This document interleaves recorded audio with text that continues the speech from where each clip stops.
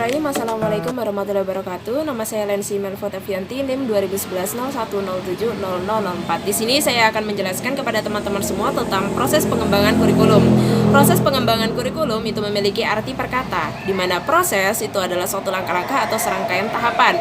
Kemudian pengembangan itu adalah suatu usaha untuk meningkatkan atau menyempurnakan kualitas. Kemudian kurikulum menurut Undang-Undang Nomor 20 Tahun 2003 mendefinisikan kurikulum sebagai seperangkat rencana dan pengaturan mengenai tujuan, isi dari kegiatan penyelenggaraan kegiatan pembelajaran untuk mencapai tujuan pendidikan tertentu. Maka dari itu dapat saya simpulkan bahwasannya proses pengembangan kurikulum itu adalah serangkaian tahapan, rencana, penyelenggaraan kegiatan pembelajaran yang nantinya akan dijadikan acuan atau pedoman untuk meningkatkan kualitas pendidikan di Indonesia atau untuk mencapai tujuan dari pendidikan tertentu. Selanjutnya, di dalam proses pengembangan kurikulum itu ada yang namanya proses kurikulum. Artinya adalah serangkaian tahapan untuk membuat kurikulum. Proses kurikulum secara umum itu ada 3 tahapan. Yang pertama adalah perencanaan, yang kedua adalah implementasi, dan yang ketiga adalah evaluasi. Dan ketiganya ini posisinya tidak dapat ditukar. Karena apa? Ketika kita melaksanakan implementasi terlebih dahulu tanpa ada perencanaan, tentu juga akan berantakan. Karena ini adalah kurikulum. Kurikulum itu adalah suatu acuan yang nantinya akan menjadikan pedoman. Ya, maka dari itu harus sudah direncanakan sedemikian rupa yang sebaik-baiknya sehingga nantinya saat pengimplementasi atau saat penerapannya juga dapat dikerjakan secara baik gitu. Kemudian selanjutnya di bagian implementasi di sini penerapannya ada di kegiatan pembelajaran. Di kegiatan pembelajaran ini tentunya ya tentang materi atau media dan lain sebagainya itu apakah sudah sesuai gitu. Itu akan nantinya diterapkan di kegiatan pembelajaran sehingga dievaluasi nanti ketika ada ingin mengadakan suatu pengembangan kurikulum.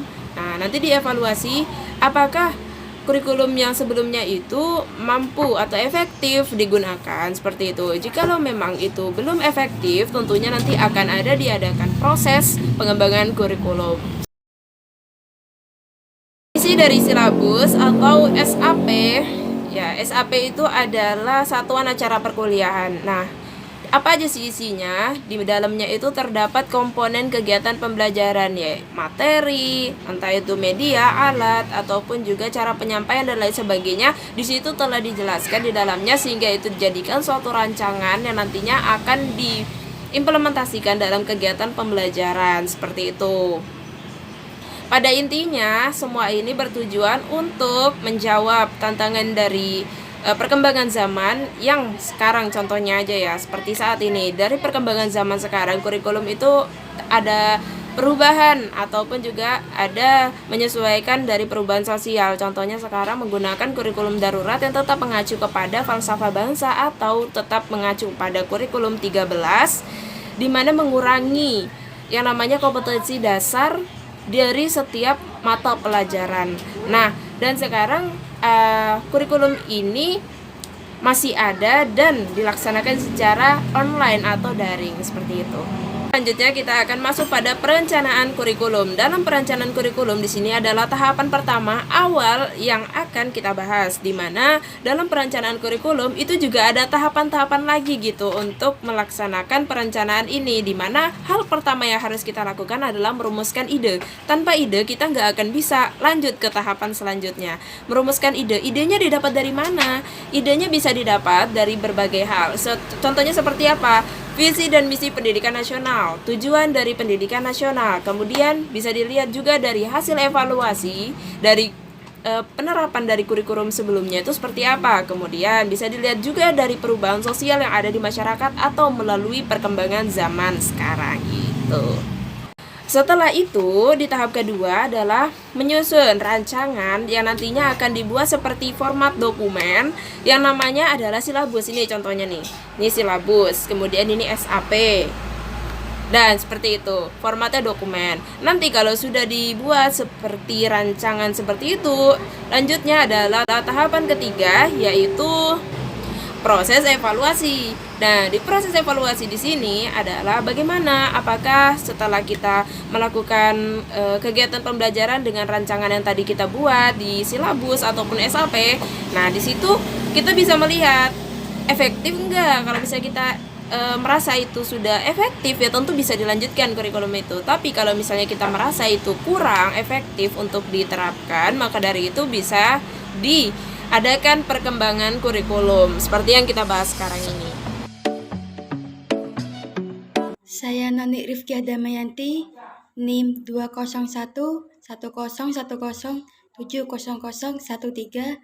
Saya akan mempresentasikan tentang pengorganisasian kurikulum.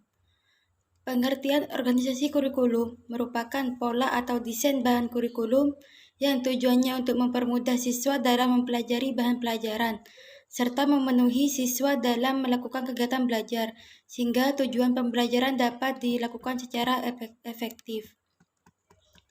Ada beberapa faktor yang harus diperhatikan dalam organisasi kurikulum. Di antaranya, yang pertama berkaitan tentang ruang lingkup atau scope, urutan bahan atau sequence, kontinuitas, keseimbangan, dan keterpaduan atau integrate. Ruang lingkup atau scope dan urutan bahan pelajaran merupakan salah satu faktor yang harus dipertimbangkan dalam suatu kurikulum. Setiap pola kurikulum memiliki ruang lingkup materi pelajaran yang berbeda. Kontinuitas kurikulum dalam organisasi kurikulum juga perlu diperhatikan. Pendekatan spiral merupakan salah satu upaya dalam menerapkan faktor ini. Artinya, materi yang dipelajari siswa semakin lama semakin mendalam yang dikembangkan berdasarkan keluasaan secara vertikal maupun horizontal. Keseimbangan bahan pelajaran perlu dipertimbangkan juga dalam organisasi kurikulum. Semakin dinamis perubahan dan perkembangan dalam ilmu pengetahuan sosial budaya maupun ekonomi akan berpengaruh terhadap dimensi kurikulum. Ada dua aspek yang harus diperhatikan dalam keseimbangan pada organisasi kurikulum. Yang pertama yaitu keseimbangan terhadap substansi atau isi kurikulum. Yang kedua yaitu keseimbangan yang berkaitan tentang cara atau proses belajarnya. Yang selanjutnya adalah komponen-komponen organisasi kurikulum. Yang pertama, mata pelajaran terpisah atau isolate subject.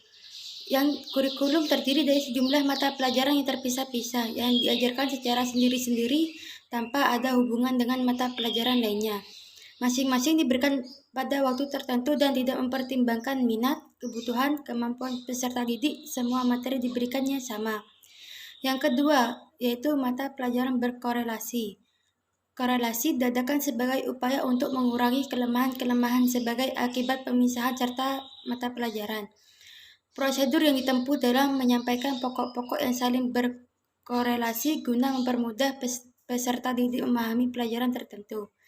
Komponen yang ketiga yaitu bidang studi atau broad field, yaitu organisasi kurikulum yang berupa pengumpulan beberapa mata pelajaran yang sejenis serta memiliki ciri-ciri yang sama dan dikorelasikan atau difungsikan dalam suatu bidang pengajaran.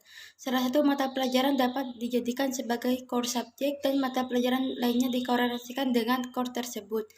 Yang keempat yaitu program berpusat pada anak atau child-centered, yaitu program kurikulum yang menitik beratkan pada kegiatan-kegiatan peserta didik, bukan pada mata pelajaran.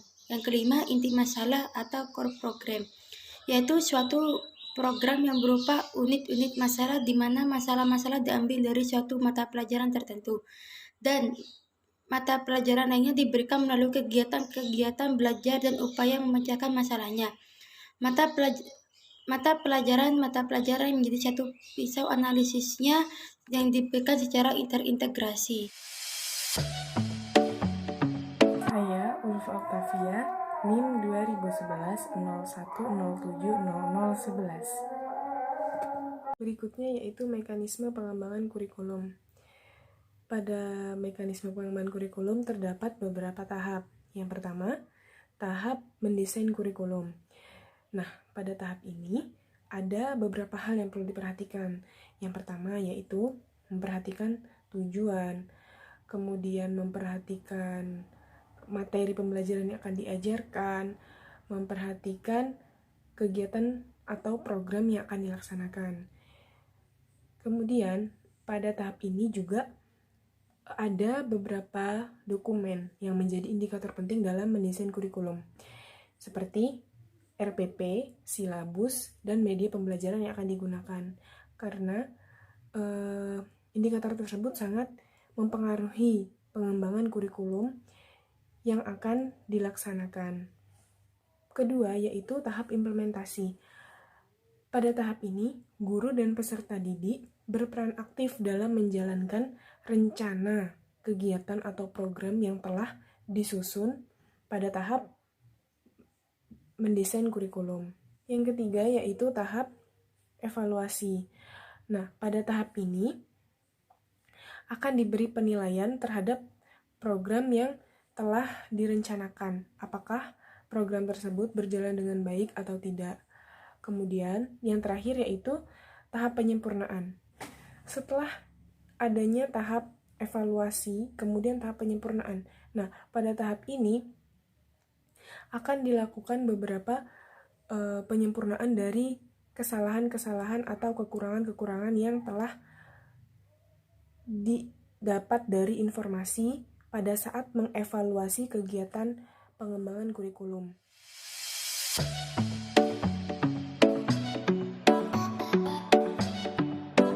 Nama saya Eklovina Yuwansyah Romadhoni Pratiwi, NIM 202101070021. Di sini saya akan mempresentasikan tentang model pengembangan kurikulum. Model pengembangan kurikulum adalah model yang digunakan untuk mengembangkan suatu kurikulum, di mana pengembangan tersebut dibutuhkan untuk memperbaiki atau menyempurnakan kurikulum yang dibuat untuk dikembangkan sendiri, baik dari pemerintah pusat, pemerintah daerah, ataupun sekolah. Di sini saya akan menjelaskan beberapa model pengembangan kurikulum menurut para ahli. Yang pertama adalah model kurikulum Ralph-Taylor. Yang kedua, model kurikulum Hilda Taba. Yang ketiga, model kurikulum Beauchamp. Model yang pertama adalah model Taylor. Model Taylor termasuk model yang deduktif, yaitu dimulai dari hal yang umum menuju hal yang khusus. Misalnya dimulai dari menguji kebutuhan masyarakat sampai merumuskan sasaran pengajaran yang khusus. Taylor telah menanamkan pentingnya hal yang rasional, sistematis, dan pendekatan dalam tugas mereka. Taylor mengidentifikasikan tujuan umum berdasarkan 3 sumber: anak didik, kehidupan kontemporer, dan mata pelajaran. Kemudian, Taylor menempatkan 4 pertanyaan, yaitu tujuan pendidikan apa yang harus dicapai oleh sekolah, pengalaman-pengalaman pendidikan apakah yang semestinya diberikan untuk mencapai tujuan pendidikan, bagaimana pengalaman-pengalaman pendidikan sebaiknya diorganisasikan, dan bagaimana menentukan bahwa tujuan telah tercapai. Dari 4 pertanyaan tersebut dapat kita pahami bahwa menurut Taylor ada 4 tahapan yang perlu diperhatikan dalam pengembangan kurikulum. Yaitu yang pertama, menentukan tujuan pendidikan, yang kedua, menentukan pengalaman belajar, yang ketiga, mengorganisasi pengalaman belajar, yang keempat, mengevaluasi pengalaman belajar. Model yang kedua adalah model pengembangan kurikulum dari Hilda Taba. Model Taba ini adalah model yang memodifikasi model Taylor. Model ini termasuk model pengembangan kurikulum induktif, yaitu dari mengembangkan materi kurikulum yang aktual kepada hal yang umum. Pengembangan kurikulum yang dilakukan guru dan memposisikan guru sebagai inovator. Menurut Taba, proses pengembangan kurikulum ada 5 langkah, yaitu pertama, membuat unit-unit eksperimen, yang kedua, menguji unit-unit eksperimen, yang ketiga, mengadakan revisi dan konsolidasi, keempat, mengembangkan kerangka kurikulum, dan kelima, mengimplementasi dan diseminasi unit-unit eksperimen yang baru. Model yang ketiga adalah model pengembangan kurikulum Beauchamp. Beauchamp lebih memberikan tekanan bahwa kurikulum adalah suatu rencana pendidikan atau pengajaran, sedangkan pelaksanaan rencana itu sudah masuk pengajaran. Model BAUCAM mengemukakan 5 hal dalam proses pengembangan kurikulum, yaitu 1. Menetapkan wilayah atau area yang akan melakukan perubahan kurikulum. Yang kedua, menetapkan personalia. Yang ketiga, menetapkan organisasi dan prosedur. Keempat, mengimplementasi kurikulum. Yang kelima, melakukan evaluasi kurikulum. Cukup sekian presentasi dari kelompok kami. Apabila ada kesalahan, kami mohon maaf yang tiada batasnya. Akhirul kalam, Assalamualaikum warahmatullahi wabarakatuh.